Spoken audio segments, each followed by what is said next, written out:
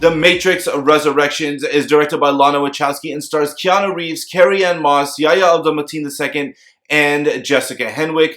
Guys, I was really weary going into this movie. I thought, I only really like one out of the three Matrix films. I loved the first one. The second and third I thought were really whack and kind of boring actually.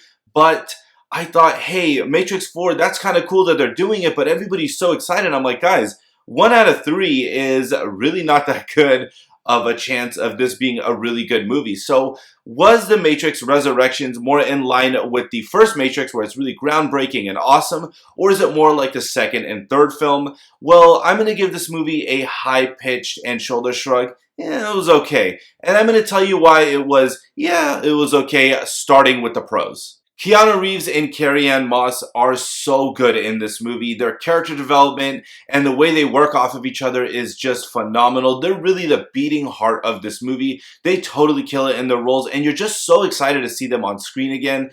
And Jessica Henwick, man, she was honestly my favorite character in this movie, and I really felt like she should have been the main character in this film.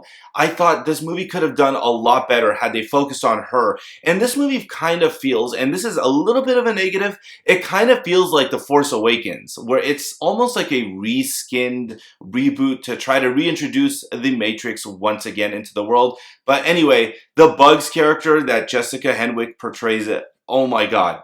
Just an awesome character and so much fun. The action scenes are really fun. It's not a grand spectacle, but it's a good time, and the movie is shot really well. There are some moments of choppy editing, but I thought overall it's an enjoyable movie to look at. And now on to the cons. This movie is way too meta.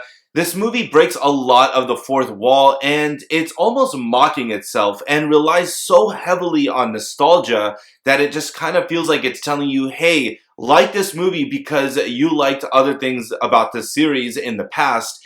And there was a lot of comical moments in this movie that just didn't belong. Like, it really threw me off and felt like it took me out of the movie. It was a totally different vibe, and I kind of wish they didn't go that route. It was really mocking itself, and it's one thing to be self-aware, but this is totally something different. The CGI is pretty damn bad. It really takes you out of the movie.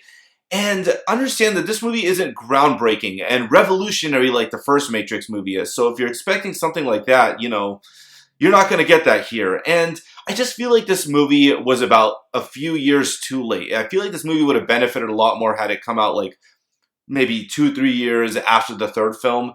But nothing groundbreaking here, nothing like the first film. It's crazy. I actually don't have much more to say about this movie, and that's kind of disappointing for a movie like The Matrix, which asked you to go into some really deep thoughts, and I just feel like it didn't deliver there. And I know it sounds like I think this movie is awful. I really don't think this movie is awful. I think it's pretty good. In fact, I actually suggest you guys see it. With that being said, I'm going to give The Matrix Resurrections a C+. Guys, tell me what you guys think. Did you guys like The Matrix 2 and 3? And are you expecting something like that or the original Matrix in this film? Let me know in the comment section down below. Please make sure to smash the crap out of that like, subscribe, and notification button. And if you want to see more movie reviews, have your tickets ready. I'll see you guys at the next movie.